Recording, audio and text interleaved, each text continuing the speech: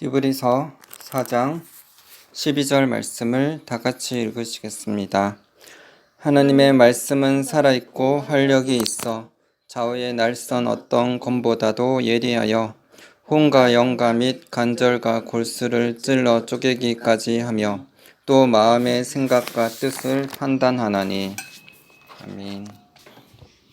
오늘은 브루스 디 알렌이 쓴 영광의 세대 책의 내용을 나누겠습니다. 말한 대로 살다. 한때 나는 기독교인으로서 어떻게 살아야 할지 혼란스러워 어리둥절하였다.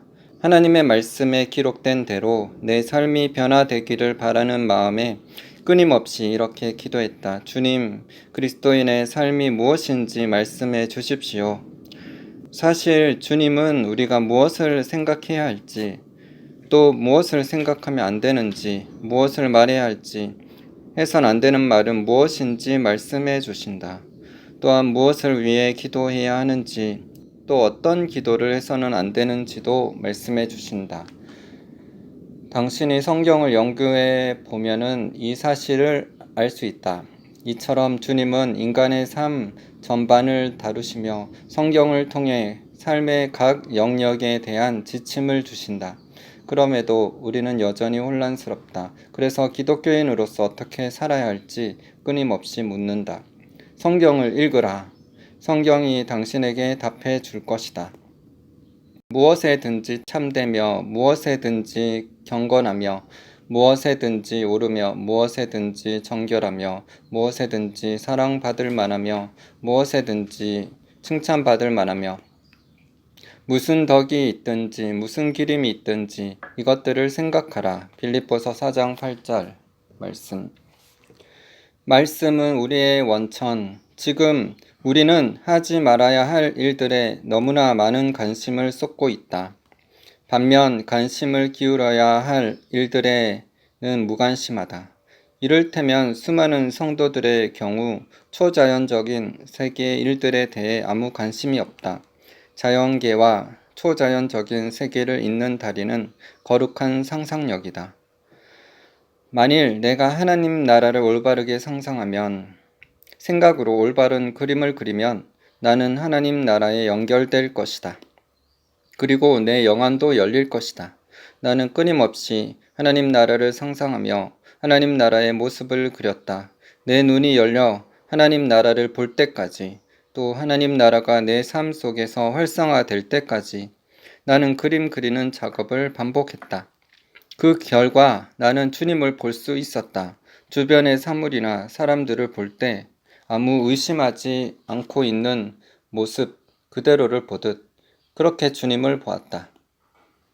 우리는 하나님의 말씀을 기준으로 삼아야 한다.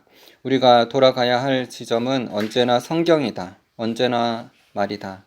초자연적인 세계가 어떻게 작동하는지, 어떻게 그것에 연결될 수 있는지, 또 그것이 우리 삶 속에서 어떻게 활성화되는지에 관련된 모든 것은 성경에 기록되어 있다.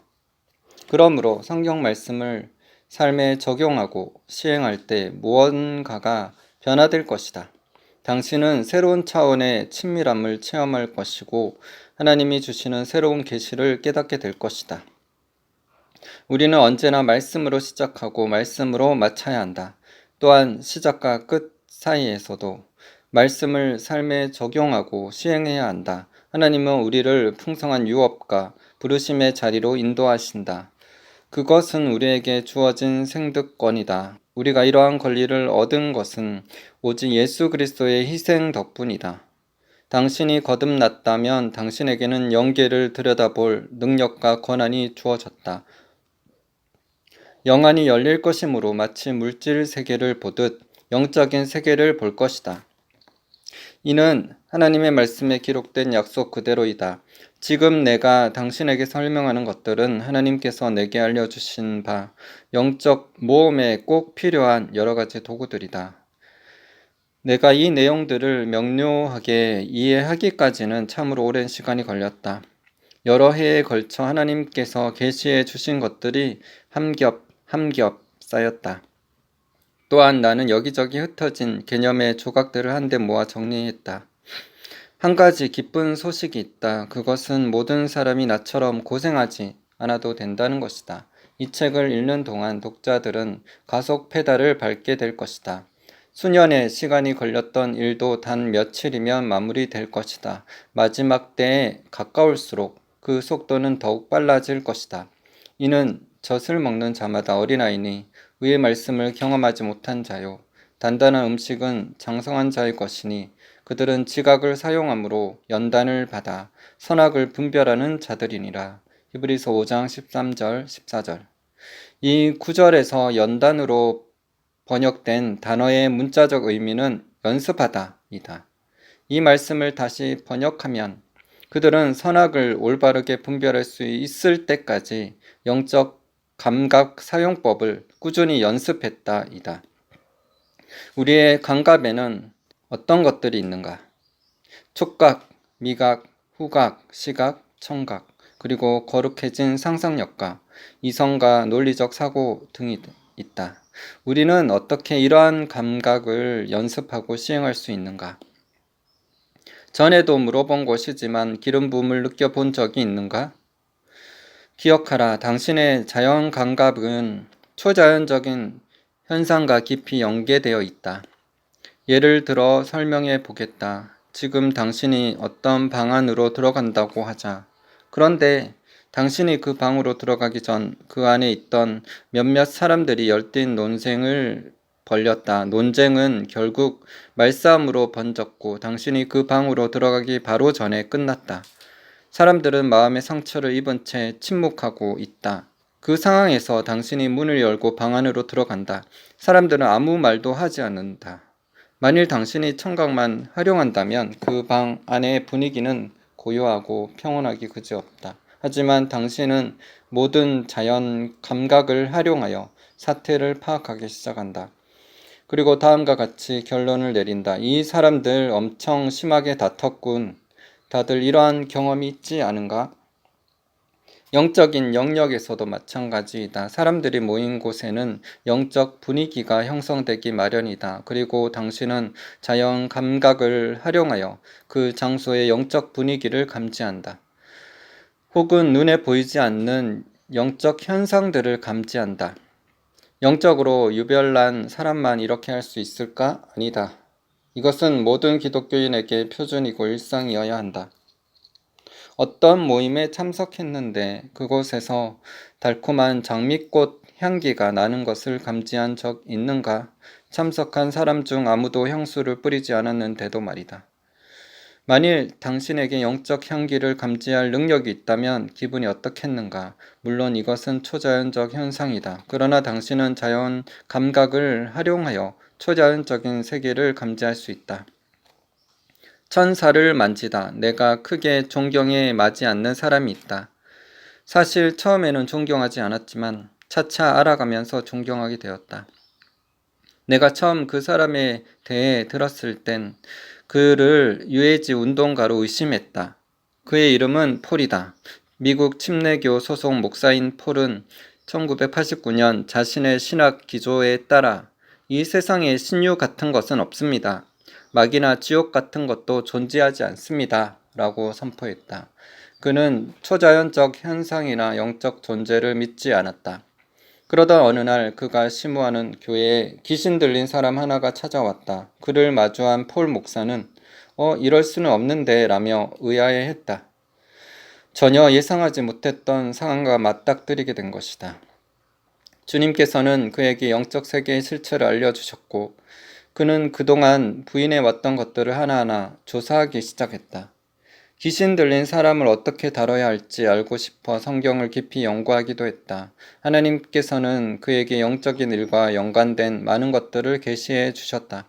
폴 목사가 영계를 지각한 방법은 보는 것도 아니고 냄새 맡는 것도 아니며 듣는 것도 아니었다. 그는 촉각으로 영계를 감지했다. 하나님께서 그의 촉각을 미세하게 조정해 주심으로 그는 기름 부음과 천사는 물론 마귀와 영적 저주까지도 만질 수 있었다. 정말 그는 손을 내밀어 만짐으로써 초자연적 세계와 교류했던 것이다. 내가 처음 폴 목사를 만난 것은 그와 함께 미니애폴리스에서 컨퍼런스를 인도할 때였다. 컨퍼런스 기간 중 나는 그가 어떤 주제를 가르치는지 알고 싶어 그의 오전 강의에 참석했다. 강의 시간 내내 주님께서 그를 얼마나 놀라운 방법으로 사용하셨는지 듣게 되었다. 당시 나는 그저 참관만 하려 했을 뿐이다. 그래서 사람들이 알아보지 못하게끔 맨 뒷좌석에 앉아 있었다. 그런데 그가 이렇게 물었다. 여기 앉아 계신 분 중 천사를 느껴보신 분 있으십니까? 그의 물음에 아무도 대답하지 못했다. 그가 말을 이었다. 지금 아무나 앞으로 나와 주셨으면 좋겠습니다. 그러자 한 젊은 여성이 손을 들었다. 그는 자매님, 앞으로 나와 오십시오. 그녀는 앞으로 걸어 나갔다. 이후 폴 목사는 자매님 손을 앞으로 쭉 내밀어 보세요 하고 말했다. 그리고 오른손 잡이면 왼손 잡이면 오른손을 내밀어 주세요 라고 말했다. 이후 그는 왜 그렇게 사는지 설명했다. 그가 설명한 원칙은 우리의 약함 가운데 하나님의 능력이 완전해진다는 것이었다. 자매님, 지금 오른쪽에 천사가 있습니다. 한번 손을 내밀어 보세요. 이렇게 말하면서 그는 천사의 등을 툭툭 두드리는 손동작을 했다. 바로 그 순간 내 눈에 그 천사가 보였다. 그리고 그 천사는 나를 쳐다보았다. 이후 내 귀에 하나님의 말씀이 들려왔다. 얘야, 폴 목사가 말한 촉각은 시각만큼이나 확실한 은사란다. 폴 목사는 자신의 손에 어떤 느낌이 닿는지 계속 설명했다. 그러는 동안 나는 천사의 움직임을 보았다. 그의 설명은 조금도 틀리지 않았다. 그는 세미나실 안에 있는 천사들을 일일이 지목했고 그들의 몸을 툭툭 건드렸다. 그가 그렇게 하는 동안 내 눈에는 그가 만진 천사들이 보였다. 참으로 놀라운 체험이었다. 그렇게 나는 새로운 차원으로 들어갈 수 있었다. 이후 나는 내 눈에 보이는 것들을 만져보기 위해 촉각을 연습했다. 보는 능력과 함께 만지는 능력을 개발하기 위해서였다. 그날 저녁 폴 목사와 함께 식사를 했다. 그는 자신의 촉각 능력에 대해 이야기해 주었다. 그러던 중 갑자기 그가 이렇게 말했다. 방금 느끼셨나요? 나는 주위를 둘러보았다. 내 눈에 보이는 것도 없었고 또 내가 감지한 것도 없었다. 아니요? 내 대답에 그는 놀란 표정을 지었다. 그때 주님의 말씀이 들려왔다. 시계를 봐라. 당시 우리는 컨퍼런스 장소로부터 8km 정도 떨어진 곳에서 식사를 하고 있었는데 바로 그 시간 컨퍼런스 장소에서 예배가 시작되었다. 폴 목사의 영혼은 예배의 진동을 감지한 것이다. 나는 깜짝 놀랐다. 우리는 항상 연계에 초점을 맞춰야 한다. 그래서 이러한 일들이 표준 혹은 일상이 되어야 한다. 우리는 연계를 보고 듣고 맛볼 뿐 아니라 만질 수도 있다. 하나님께서는 우리에게 영적 감각을 주셨다. 따라서 우리는 영적 감각을 연습해야 한다. 그러나 대다수는 자신에게 영적 감각이 있는지도 모르고 이를 개발하기 위해 연습하지도 않는다. 우리의 감각이 하나님의 손에 들려지면 매우 강력한 도구로 쓰임 받을 수 있다. 영적 감각은 연계로 안내하는 문지기와 같다. 불가능한 것은 없다. 전에 악한 행실로 멀리 떠나 마음으로 원수가 되었던 너희를 이제는 그의 육체의 죽음으로 말미암아 화목하게 하사. 골로새서 1장 21절 22절. 우리는 이 말씀을 마음으로 원수가 되었던이라 읽지만 아니다. 원래의 의미는 마음이 아니라 상상이다. 당신은 상상 속에서 하나님의 원수가 될 수 있다. 만일 당신이 상상력을 통제하지 않으면, 하나님의 뜻대로 상상력을 사용하지 않으면 당신은 하나님의 원수가 된다. 반면 당신의 상상력이 하나님의 손에 들려지면 매우 강력한 도구가 될 것이다. 그러므로 하나님께 상상력을 올려드리라. 주님의 보혈로 상상력을 씻으라. 그러면 전에 없던 새로운 가능성의 문이 활짝 열릴 것이다. 하나님께서는 지금 이 시대를 살아가는 성도들에게 수많은 창조적인 아이디어들을 주신다. 왜 그렇게 하신다고 생각하는가? 답은 간단하다. 바로 말씀의 진리를 깨닫게 하시기 위해서이다. 상상력을 거룩하게 씻을 때 주님께서는 놀라운 계시들을 우리 안에 심어주신다. 이후 우리는 보좌에서 나오는 계시들을 삶에 적용해 본다. 주님이 주신 계시는 우리의 삶을 송두리째 바꿔놓는다. 이를테면 우리가 생각하고 말하고 보는 방법에 변화가 생기는 것이다. 이것은 하나님께서 우리 각 사람을 향해 열어두신 가능성의 문이기도 하다. 내용을 이해하지 못한 채 그저 성경 말씀을 읊는 것은 우습기도 하지만 슬픈 일이기도 하다. 많은 사람이 이같이 말한다. 저는 그리스도의 마음을 가졌습니다. 물론 성경적으로는 맞는 표현이다. 하지만 나는 그들에게 이같이 물어보고 싶다. 정말요? 그럼 그리스도의 마음을 사용해 보세요. 또 어떤 사람은 이같이 말한다. 제게 능력 주시는 그리스도를 통해 저는 모든 일을 할 수 있습니다. 그러면 나는 이렇게 대답하고 싶다. 그 같은 복된 확신을 갖고 무언가를 해보세요. 우리는 성경을 인용할 때 종종 위선적인 모습을 보인다. 말씀을 외우면서 마치 무언가 위대한 일을 완수한 것처럼 가슴에 한껏 바람을 불어넣는 것이다. 그러나 말씀대로 사는 삶과 말씀을 주문처럼 외우는 것은 다르다. 몇 차례 읊조린다고 해서 마술처럼 자신의 원하는 결과를 얻을 수 있겠는가? 기억하라. 행함 없는 믿음은 죽은 믿음이다. 우리는 하루 종일 성경을 읊조릴 수 있다. 그러나 말씀대로 시행하지 않으면 아무런 변화도 일어나지 않는다. 물론 나는 성경 암송의 유익을 믿는다. 또한 하나님의 말씀을 인용할 때 능력이 발현된다는 사실을 믿는다. 그리고 나 또한 성경 말씀을 암송하고 인용한다. 나는 그러한 유익을 폄하하고 싶지 않다. 하지만 성경을 인용하는 것에서 멈춰서는 안 된다. 나는 사람들이 이 사실을 이해하길 바랄 뿐이다. 우리는 언어 습관과 생각의 패턴과 일상의 행동에 하나님의 말씀을 적용해야 한다. 그렇게 할 때 말씀이 우리 안에서 강력하게 역사할 것이다. 우리의 삶 속에서 현실이 될 것이다. 만일 내게 그리스도의 마음이 있다면 내겐 불가능한 일이 없다. 하나님께서 당신을 창조하셨을 때 마음을 주신 데는 나름의 이유가 있다. 때때로 하나님은 우리 마음에 성령의 일들을 계시해 주신다. 이러한 계시는 자연스럽게 주어진다. 그리고 성령의 일들이 계시될 때 우리 안에 영적 배고픔이 생긴다. 우리에게 마음을 주시고 그 마음에 성령의 일들을 계시하여 영적 배고픔을 일으키시는 하나님께 감사드립니다. 예수께서 이르시되 내 마음을 다하고 목숨을 다하고 뜻을 다하여 주 너희 하나님을 사랑하라 하셨으니 마태복음 22장 37절. 여기서 언급된 내 마음을 다하고는 성경의 가장 큰 계명이다. 즉 으뜸이 되는 계명이 내 상상을 다하여 하나님을 사랑하라 인 것이다. 우리는 어떻게 상상을 다해 하나님을 사랑할 수 있는가?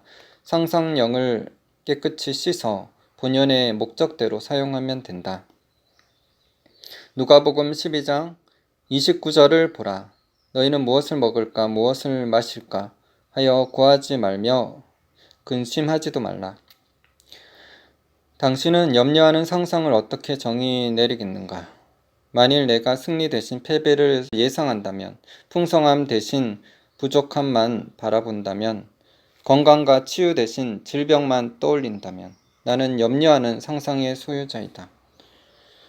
우리가 신문이나 책을 읽을 때 우리 마음에는 어떤 그림이 그려진다. 마찬가지로 성경을 펼쳐 읽을 때 우리는 자동 반사적으로 그 말씀의 내용에 따라 마음판에 그림을 그리기 시작한다. 그러므로 우리는 항상 상상 속에서 올바르게 그림 그리는 법을 배워야 한다. 그는 허물과 죄로 죽었던 너희를 살리셨도다. 그때 너희는 그 가운데서 행하여 이 세상 풍조를 따르고 공중의 권세 잡은 자를 따랐으니 곧 지금 불순종의 아들들 가운데서 역사하는 영이라. 전에는 우리도 다 그 가운데에서 우리 육체의 욕심을 따라 지내며 육체와 마음에 원하는 것을 하여 다른 이들과 같이 본질상 진노의 자녀이더니. 에베소서 2장 1절에서 3절. 구원받은 후에도 우리가 상상력을 동원하여 더러운 곳을 방문하거나 성경에 위배되는 습관을 행한다면 또다시 육체와 상상의 정욕대로 살게 된다. 그러한 사람들은 진노의 자녀로서 저주 아래로 들어가게 된다. 상상력을 씻지 않으면 우리의 거룩하지 않은 상상은 정욕에 이끌려 이곳저곳 걷잡을 수 없이 떠다닐 것이다. 바꿔 말하면 당신은 과연 내가 진노의 자녀일까 아닐까 고민하는 사람이 될 것이다. 그러므로 거룩함과 정결함을 따르는 것은 차치하고서라도 일단 더러운 곳에 상상력의 발을 들이지 않도록 주의하라. 당신은 거룩한 상상력의 원칙을 붙잡아야 한다. 상상의 고삐를 매라. 그래야만 하나님 말씀의 약속을 온전하게 맛볼 수 있다. 그러므로 너희 마음의 허리를 동이고 근신하여 예수 그리스도께서 나타나실 때에 너에게 가져다 주실 은혜를 온전히 바랄지어다. 베드로 전서 1장 13절 말씀. 상상력의 허리를 동이라. 상상력을 거룩하게 하라. 하나님께서 의도하신 방법대로 상상력을 사용해라. 그래야만 당신을 향한 하나님의 은혜가 예수 그리스도 안에서 더욱 풍성해질 것이다. 당신은 그 풍성한 은혜를 소망할 수 있다. 어떻게 해야 계시를 얻을 수 있는가? 상상력을 거룩하게 하라. 하나님께서 내게 오라고 말씀하실 때 은혜의 보좌 앞으로 나아가 그 임재를 맛보라. 만일 당신이 상상의 눈을 떠 주님께 가까이 나아가기를 연습한다면 자연스레 일어나는 초자연적인 역사는 점점 더 많아질 것이다. 연습. 혹시 로렌스 형제가 쓴 하나님의 임재 연습이란 책을 아는가? 그렇다면 그가 말한 임재 연습이 내가 설명한 것과 같다는 사실을 알 것이다. 로렌스 형제는 하루 종일 가장 높으신 하나님께 마음과 생각을 집중하였다. 무슨 일을 하든지 그의 마음과 생각은 예수님께로 향해 있었다.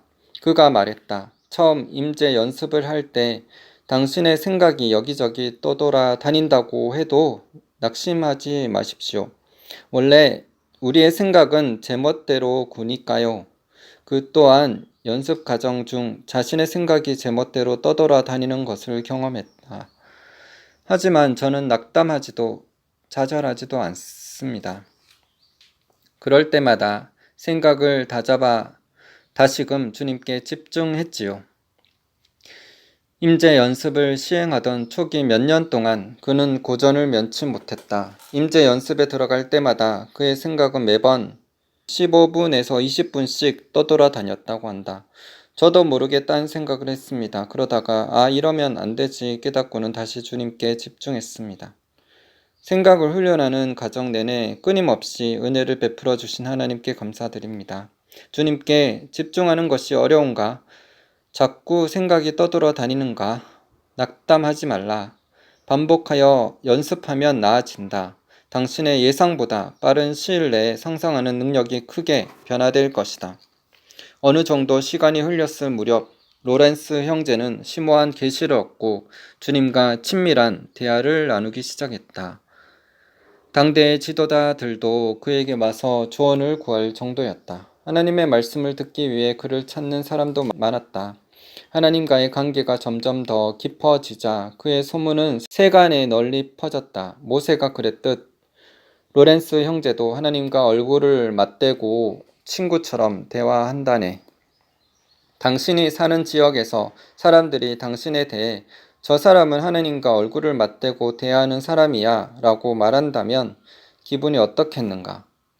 앞으로 교회는 하나님을 친밀하게 아는 사람들의 공동체로 인식될 것이다.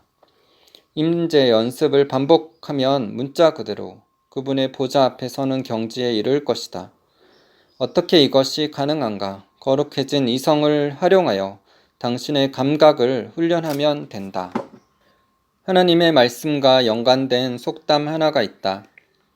일단 한번 가보면 또 다시 찾아갈 수 있다. 이 가정을 가르칠 때마다 관찰한 사실인데 자신이 배운 원리를 그 자리에서 곧바로 적용하는 사람들이 있다. 그들은 마음과 생각과 상상을 하나님께 집중함으로써 영적인 일들을 체험하기 시작했다. 그들에게 환상이 열렸다.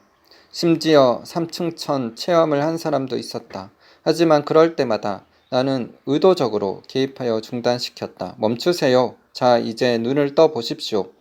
이에 대한 사람들의 반응은 한결같이 짜증을 낸다. 그토록 갈망해온 초자연적 세계를 마침내 경험하게 되었는데 내가 중단시켰으니 짜증내는 것이 당연하다. 하지만 내가 이렇게 하는 데는 나름의 이유가 있다. 일단 한번 가보면 또 다시 찾아갈 수 있기 때문이다. 제대로 연습만 하면 언제든 초자연적 영역에 또 다시 들어갈 수 있다는 사실을 알려주고 싶었던 것이다. 영혼의 영역에는 시간 개념이 없다. 언제든 들어갈 수 있고 또 다시 찾아가도 아무 문제 없다. 며칠 동안 집중적으로 특정한 계시를 받는 경우도 있고 일생에 걸쳐 드문드문 그러한 체험을 하는 경우도 있다. 여기서 이성의 활용이라는 개념을 이해하는 것도 중요하다.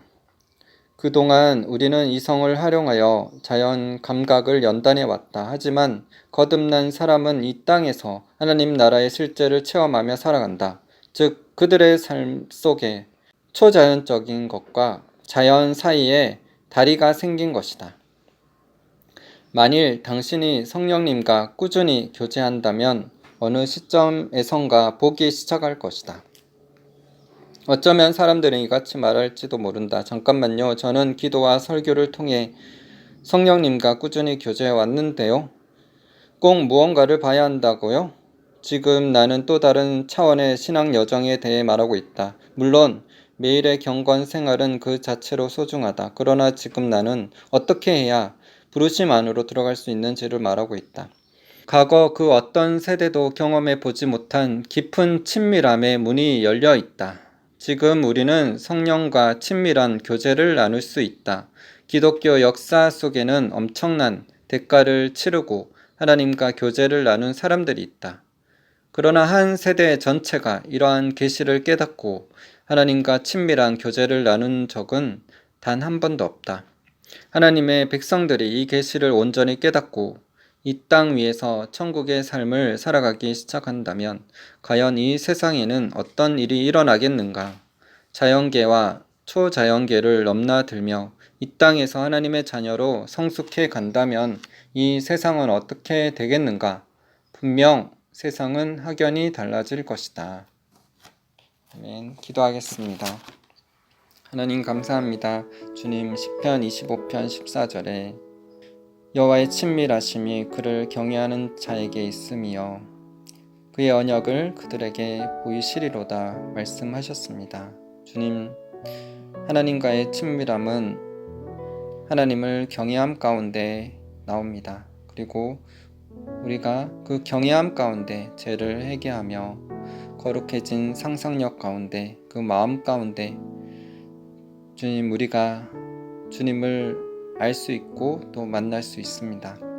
주님 우리의 생각과 마음, 삶을 정결하게 하여 주시옵소서. 깨끗게 하여 주시옵소서. 거룩하게 하여 주시옵소서.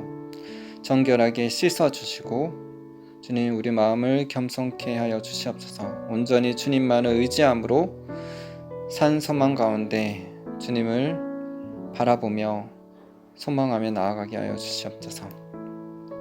주님의 놀라운 초자연적인 역사를 보게 하여 주시고 우리가 하나님의 말씀에서 정말 놀라운 것들을 깨달아 알 수 있도록 우리의 눈을 씻어 주시옵소서. 우리의 눈을 밝혀 주시옵소서. 그래서 그 말씀이 우리 삶 가운데 실체가 되게 하여 주시옵소서. 말씀이 삶이 되게 하여 주시고 말씀대로 행할 때 주님께서 홀로 영광 받아 주시옵소서. 한국교회 안에 더욱더 하나님의 참된 진리가 계시되고 증거되기를 소망합니다. 참된 진리로 깨어 일어나서 세계 열방에 참된 복음을 전하는 한국교회가 되게 하여 주시옵소서. 한국교회를 정결케 하시고 거룩케 하시옵소서. 인본주의, 물질주의, 공산주의형 더러운 것들이 다 떠나가고 종교다원주의 사상이 다 뿌리 뽑히고 하나님을 정결하게 찾고 구하는 한국교회가 되게 하여 주시옵소서. 한국교회를 사용하여 주시옵소서. 주님을 찬양합니다. 하나님의 진리로 성령으로 임하여 주셔서 정결케 하시고 거룩케 하셔서 거룩한 제사장적 역할을 감당하는 한국교회로 깨어 일어나게 하여 주시옵소서. 주님을 찬양하며 감사드리며 예수님 이름으로 기도드립니다.